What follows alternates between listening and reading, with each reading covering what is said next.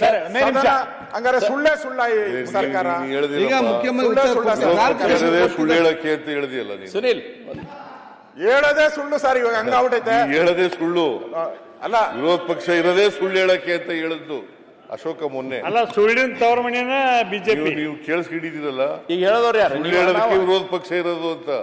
ಸುಳ್ಳು ಹೇಳಕ್ಕಿಲ್ಲ ವಿರೋಧ ಪಕ್ಷ ಇಲ್ಲ, ನಾವು ಸುಳ್ಳು ಹೇಳಕ್ಕಿಲ್ಲ ವಿರೋಧ ಪಕ್ಷ.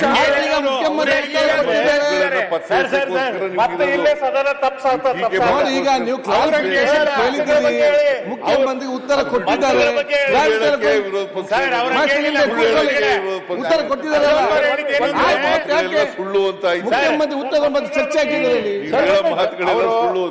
ನಾವು ಸುಳ್ಳು ಹೇಳಲ್ಲ, ಹೆಚ್ಚು ಕಡಿಮೆ ಆಗಿದ್ರೆ ಅದನ್ನ ಸರಿಪಡಿಸ್ತಕ್ಕಂಥ ಕೆಲಸ ಮಾಡ್ತೀವಿ. ಈಗ ಹೇಳಿದಾರಲ್ಲ, ಸದನದಲ್ಲಿ ಮಂತ್ರಿಗಳು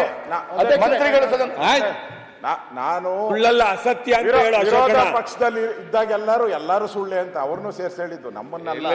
ಯಾರ್ಯಾರು ಇದಾರು ವಿರೋಧ ಪಕ್ಷದಲ್ಲಿ ಅವಾಗೆಲ್ಲ ಸುಳ್ಳು ಹೇಳೋದು. ನಾನು 2 ಸಾರಿ ವಿರೋಧ ಪಕ್ಷದ ನಾಯಕನಾಗಿದ್ದೆ, ಯಾವತ್ತೂ ಸುಳ್ಳು ಹೇಳಿಲ್ಲ.